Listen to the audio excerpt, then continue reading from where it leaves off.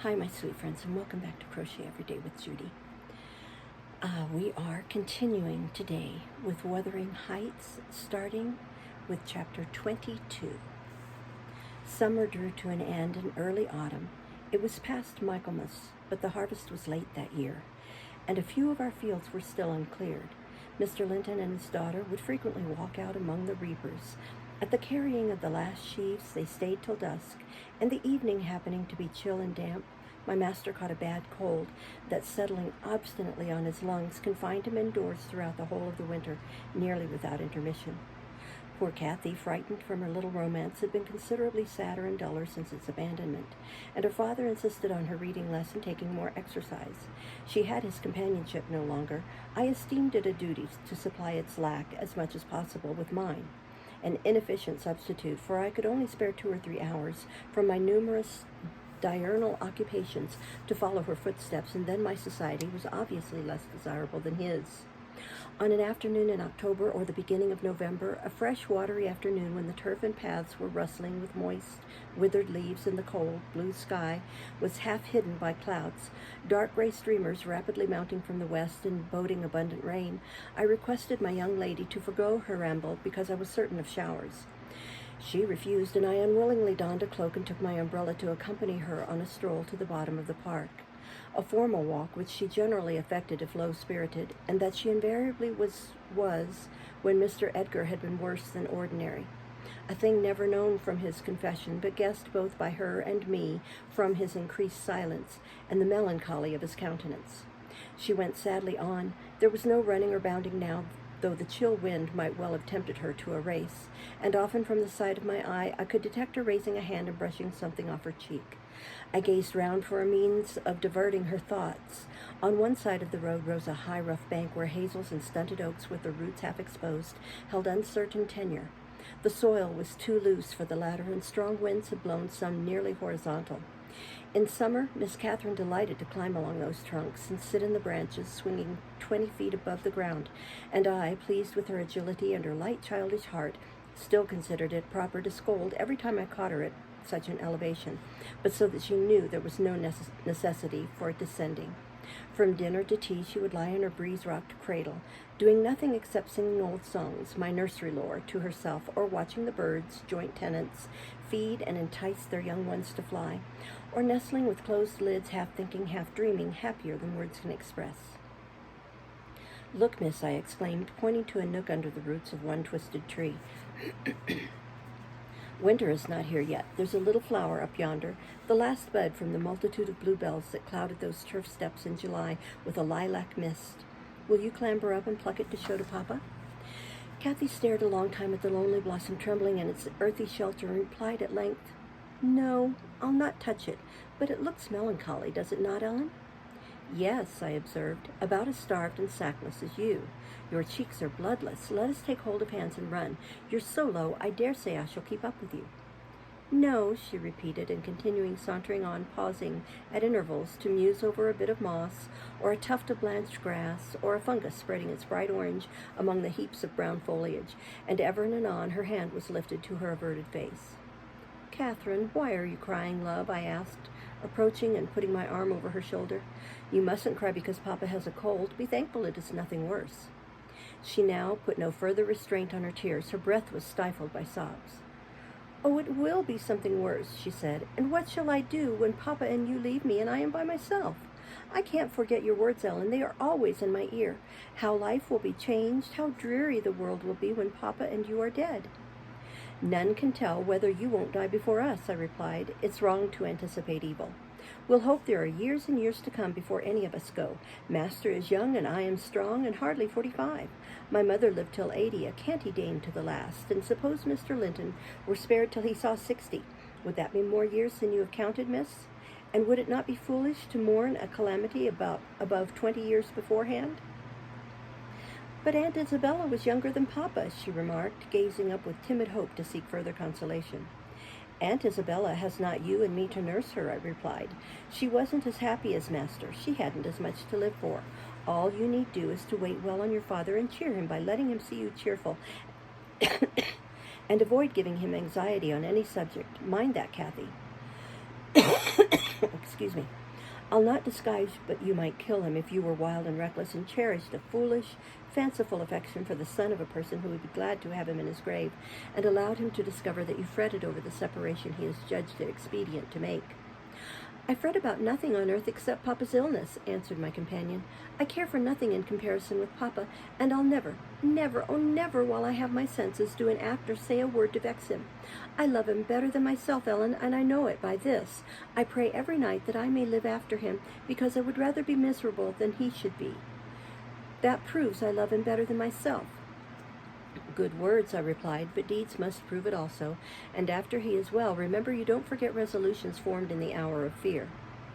As we talked, we neared a door that opened on the road, and my young lady, lightening into sunshine again, climbed up and seated herself on the top of the wall, reaching over to gather some hips that bloomed scarlet on the summit branches of the wild rose trees, shadowing the highway side. The lower fruit had disappeared, but only birds could touch the upper except from Kathy's present station. In stretching to pull them, her hat fell off, and as the door was locked, she proposed scrambling down to recover it. I bid her be cautious lest she got a fall, and she nimbly disappeared. But the return was no such easy matter. The stones were smooth and neatly cemented, and the rose bushes and blackberry stragglers could yield no assistance in reascending. I, like a fool, didn't recollect that till I heard her laughing and exclaiming, "Ellen, you'll have to fetch the key, or else I must run round to the porter's lodge. I can't scale the ramparts on this side." "Stay where you are," I answered. "I have my bundle of keys in my pocket. Perhaps I may manage to open it. If not, I'll go." Catherine amused herself with dancing to and fro before the door, while I tried all the large keys in succession. I had applied the last and found that none would do, so repeating my desire that she would remain there, I was about to hurry home as fast as I could, when an approaching sound arrested me. It was the trot of a horse. Kathy's dance stopped, and in a minute the horse stopped also. "Who is that?" I whispered. "Ellen, I wish you could open the door," whispered back my companion anxiously. "Oh, Miss Linton," cried a deep voice, the rider's. "I'm glad to meet you. Don't be in haste to enter, for I have an explanation to ask and obtain." "I shan't speak to you, Mr. Heathcliff," answered Catherine. "Papa says you are a wicked man, and you hate both him and me, and Ellen says the same." "That is nothing to the purpose," said Heathcliff. He it was. "I don't hate my son, I suppose, and it is concerning him that I demand your attention. Yes, you have cause to blush. 2 or 3 months since, were you not in the habit of riding to Linton? Making love and play, eh? You deserved, both of you, flogging for that. You especially, the elder, and less sensitive, as it turns out. I've got your letters, and if you give me any pertness, I'll send them to your father. I presume you grow weary of the amusement and dropped it, didn't you? Well, you dropped Linton with it, into a slough of despond. He was in earnest, in love, really. As true as I live, he's dying for you, breaking his heart at your fickleness, not figuratively, but actually. Though Hareton has made him a standing just for 6 weeks, and I have used more serious measures, and attempted to frighten him out of his idiocy, he gets worse daily, and he'll be under the sod before summer unless you restore him." "How can you lie so glaringly to the poor child?" I called from the inside. "Pray, ride on. How can you deliberately get up such paltry falsehoods? Miss Cathy, I'll knock the lock off with a stone. You won't believe that vile nonsense. You can feel in yourself it is impossible that a person should die for the love of a stranger." "I was not aware there were eavesdroppers," muttered the detective villain. "Worthy Mrs. Dean, I like you, but I don't like your double-dealing," he added aloud. "How could you lie so glaringly as to affirm I hated the poor child and invent bugbear stories to terrify her from my doorstones? Catherine Linton, the very name warms me. My bonny lass, I shall be from home all this week. Go and see if I have not spoken truth. Do, there's a darling. Just imagine your father in my place and Linton in yours. Then think how you would value your careless lover if he refused to stir a step to comfort you when your father himself entreated him, and don't, from pure stupidity, fall into the same error. I swear on my salvation he's going to his grave, and none but you can save him." The lock gave way, and I issued out. "I swear Linton is dying," repeated Heathcliff, looking hard at me. "And grief and disappointment are hastening his death. Nellie, if you won't let her go, you can walk over yourself, but I shall not return till this time next week, and I think your master himself would scarcely object to her visiting her cousin." "Come in," said I, taking Kathy by the arm and half forcing her to re-enter, for she lingered, viewing with troubled eyes the features of the speaker, too stern to express his inward deceit. He pushed his horse close, and bending down, observed, Miss Catherine, I'll owe to you that I have little patience with Linton, and Hareton and Joseph have less. I'll own that he's with a harsh set. He pines for kindness as well as love, and a kind word from you would be his best medicine. Don't mind Mrs. Dean's cruel cautions, but be generous and contrive to see him. He dreams of you day and night, and cannot be persuaded that you don't hate him, since you neither write nor call. I closed the door and rolled a stone to assist the loosened lock in holding it, and spreading my umbrella, I drew my charge underneath, for the rain began to drive through the moaning branches of the trees and warned us to avoid delay. Our hurry prevented any comment on the encounter with Heathcliff as we stretched towards home, but I divined instinctively that Catherine's heart was clouded now in double darkness. Her features were so sad they did not seem hers. She evidently regarded what she had heard as every syllable true. The master had retired to his rest before we came in. Cathy stole to his room to inquire how he was. He had fallen asleep. She returned and asked me to sit with her in the library. We took our tea together, and afterwards she lay down on the rug and told me not to talk, for she was weary. I got a book and pretended to read. As soon as she supposed me absorbed in my occupation, she recommenced her silent weeping. It appeared at present her favorite diversion. I suffered her to enjoy it a while. Then I expostulated, deriding and ridiculing all Mr. Heathcliff's assertions about his son, as if I were certain she would coincide. Alas, I hadn't the skill to counteract the effect his account had produced. It was just what he intended. "You may be right, Ellen," she answered, "but I shall never feel at ease till I know, and I must tell Linton it is not my fault that I don't write, and convince him that I shall not change." What use were anger and protestations against her silly credulity? We parted that night, hostile, but next day beheld me on the road to Wuthering Heights by the side of my wilful young mistress's pony. I couldn't bear to witness her sorrow, to see her pale, dejected countenance and heavy eyes, and I yielded in the faint hope that Linton himself might prove, by his reception of us, how little of the tale was founded on fact. Chapter 23. The rainy night had ushered in a misty morning, half frost, half drizzle, and temporary brooks crossed our path, gurgling from the uplands. My feet were thoroughly wetted. I was cross and low, exactly the humor suited for making the most of these disagreeable things. We entered the farmhouse by the kitchen way to ascertain whether Mr. Heathcliff were really absent, because I put slight faith in his own affirmation. Joseph seemed sitting in a sort of elysium alone beside a roaring fire, a quart of ale on the table near him, bristling with large pieces of toasted oat cake, and his black, short pipe in his mouth. Catherine ran to the hearth to warm herself. I asked if the master was in. My question remained so long unanswered that I thought the old man had grown deaf and repeated it louder. "Nay," he snarled, or rather screamed through his nose. "Nay, you must go back where you came from." "Joseph," cried a peevish voice simultaneously with me from the inner room, "how often am I to call you? There are only a few red ashes now. Joseph, come this moment." Vigorous puffs and a resolute stare into the grate declared he had no ear for this appeal. The housekeeper and Hareton were invisible, one gone on an errand and the other at his work probably. We knew Linton's tones and entered. "Oh, I hope you'll die in a garret, starved to death," said the boy, mistaking our approach for that of his negligent attendant. He stopped on observing his error. His cousin flew to him. "Is that you, Miss Linton?" he said, raising his head from the arm of the great chair in which he reclined. "No, don't kiss me. It takes my breath. Dear me, Papa said you would call," continued he, after recovering a little from Catherine's embrace, while she stood by looking very contrite. "Will you shut the door, if you please? You left it open, and those detestable creatures won't bring coals to the fire. It's so cold." I stirred up the cinders and fetched a scuttleful myself. The invalid complained of being covered with ashes, but he had a tiresome cough and looked feverish and ill, so I did not rebuke his temper. "Well, Linton," murmured Catherine, when his corrugated brow relaxed, "aren't you glad to see me? Can I do you any good?" "Why didn't you come before?" he said. "You should have come instead of writing. It tired me dreadfully, writing those long letters. I'd far rather have talked to you. Now I can neither bear to talk nor anything else. I wonder where Zillah is. Will you," looking at me, "step into the kitchen and see?" I had received no thanks for my other service, and being unwilling to run to and fro at his behest, I replied, "Nobody is out there but Joseph." "I want to drink," he exclaimed fretfully, turning away. "Zillah is constantly gadding off to Gimmerton since Papa went. It's miserable, and I'm obliged to come down here. They resolved never to hear me upstairs." "Is your father attentive to you, Master Heathcliff?" I asked, perceiving Catherine to be checked in her friendly advances. "Attentive? He makes them a little more attentive at least," he cried. "The wretches! Do you know, Miss Linton, that brute Hareton laughs at me? I hate him. Indeed, I hate them all. They are odious beings." Kathy began searching for some water. She lighted on a pitcher in the dresser, filled a tumbler, and brought it. He bid her add a spoonful of wine from a bottle on the table, and having swallowed a small portion, appeared more tranquil and said she was very kind. "Aren't you glad to see me?" asked she, reiterating her former question, and pleased to detect the faint dawn of a smile. "Yes, I am. It's something new to hear a voice like yours," he replied. "But I have been vexed because you wouldn't come, and Papa swore it was owing to me. He called me a pitiful, shuffling, worthless thing, and said you despised me.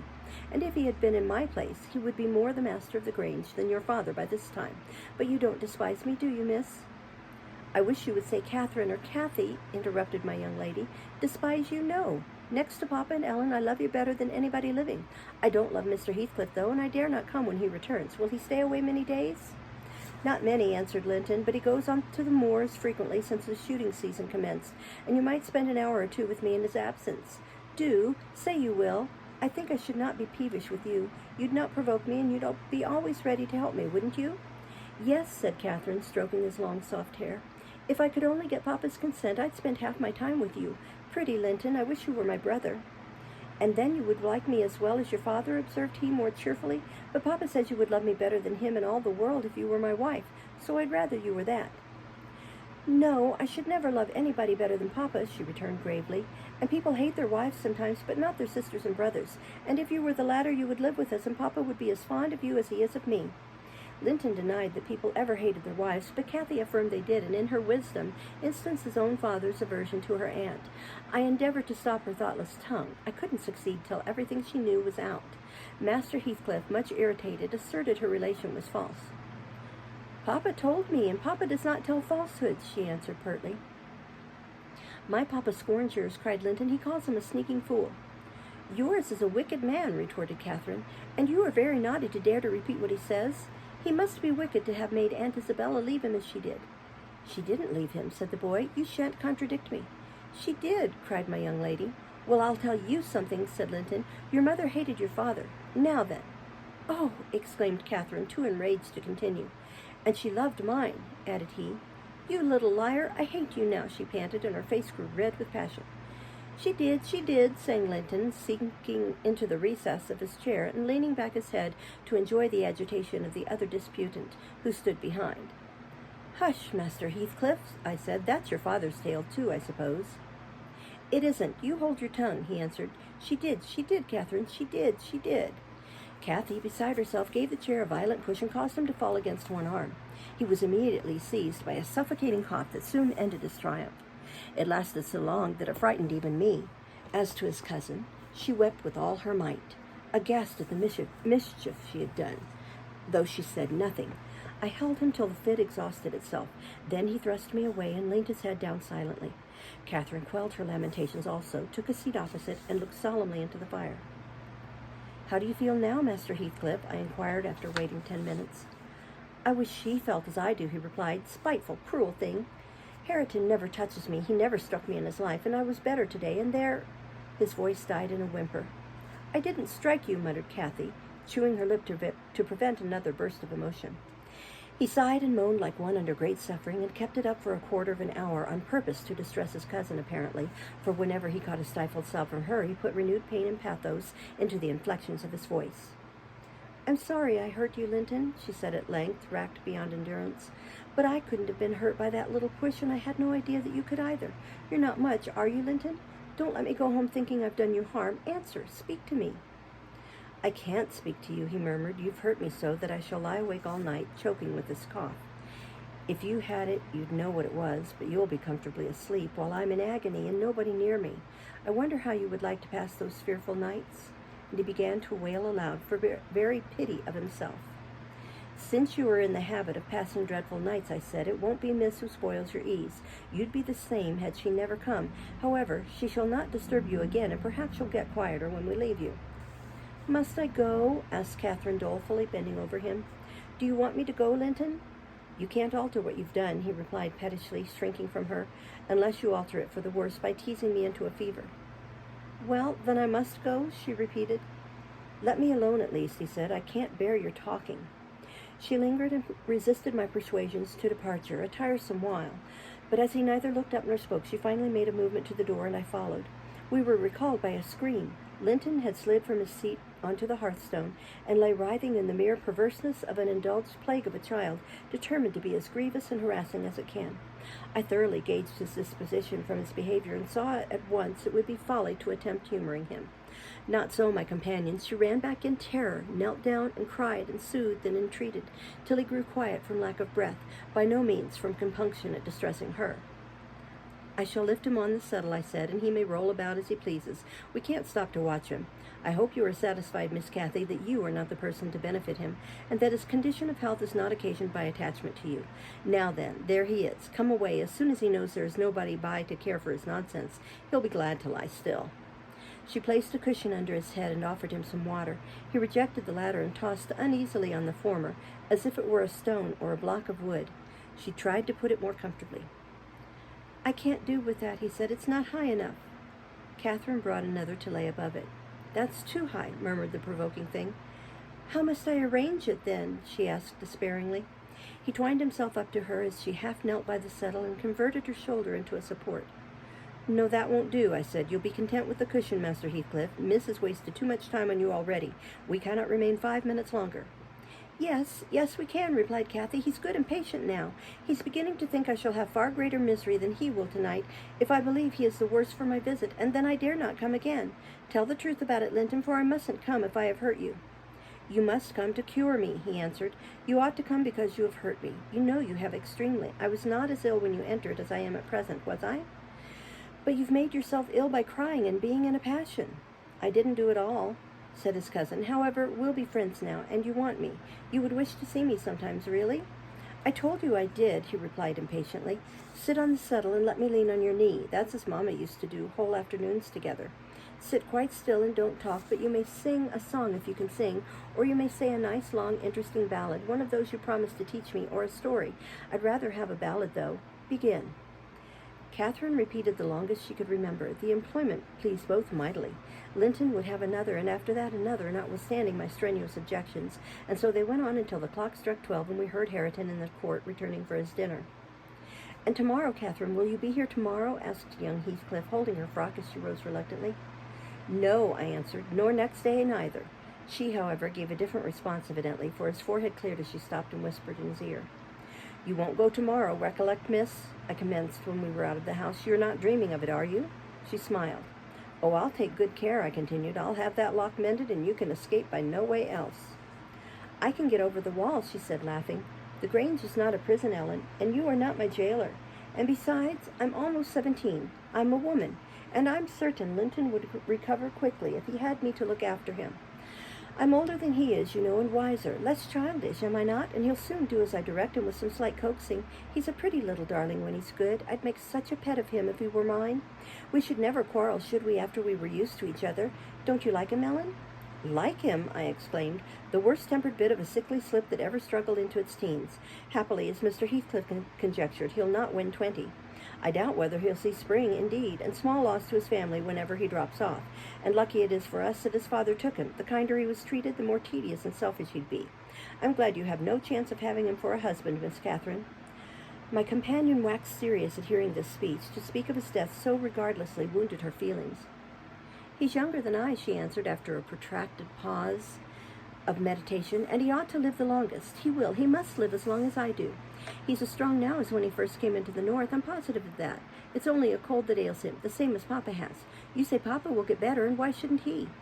Well, I cried. "After all, we needn't trouble ourselves. For listen, miss, and mind, I'll keep my word. If you attempt going to Wuthering Heights again, with or without me, I shall inform Mr. Linton, and unless he allow it, the intimacy with your cousin must not be revived." "It has been revived," muttered Cathy sulkily. "Must not be continued, then," I said. "We'll see," was her reply, and she set off at a gallop, leaving me to toil in the rear. We both reached home before our dinner time. My master supposed we had been wandering through the park, and therefore he demanded no explanation of our absence. As soon as I entered, I hastened to change my soaked shoes and stockings. The sitting such a while at the Heights had done the mischief. On the succeeding morning, I was laid up, and during 3 weeks I remained incapacitated for attending to my duties, a calamity never experienced prior to that period, and never, I am thankful to say, since. My little mistress behaved like an angel in coming to wait on me and cheer my solitude. The confinement brought me exceedingly low. It is wearisome to a stirring active body, but few have slighter reasons for complaint than I had. The moment Catherine left Mr. Linton's room, she appeared at my bedside. Her day was divided between us. No amusement usurped a minute. She neglected her meals, her studies, and her play, and she was the fondest nurse that ever watched. She must have had a warm heart when she loved her father so to give so much to me. I said her days were divided between us, but the master retired early, and I generally needed nothing after 6 o'clock. Thus the evening was her own. Poor thing, I never considered what she did with herself after tea, and though frequently when she looked in to bid me good night, I remarked a fresh color in her cheeks and a pinkness over her slender fingers. Instead of fancying the hue borrowed from a cold ride across the moors, I laid it to the charge of a hot fire in the library. We'll stop there and start next time with Chapter 24. Thank you for listening. Bye-bye.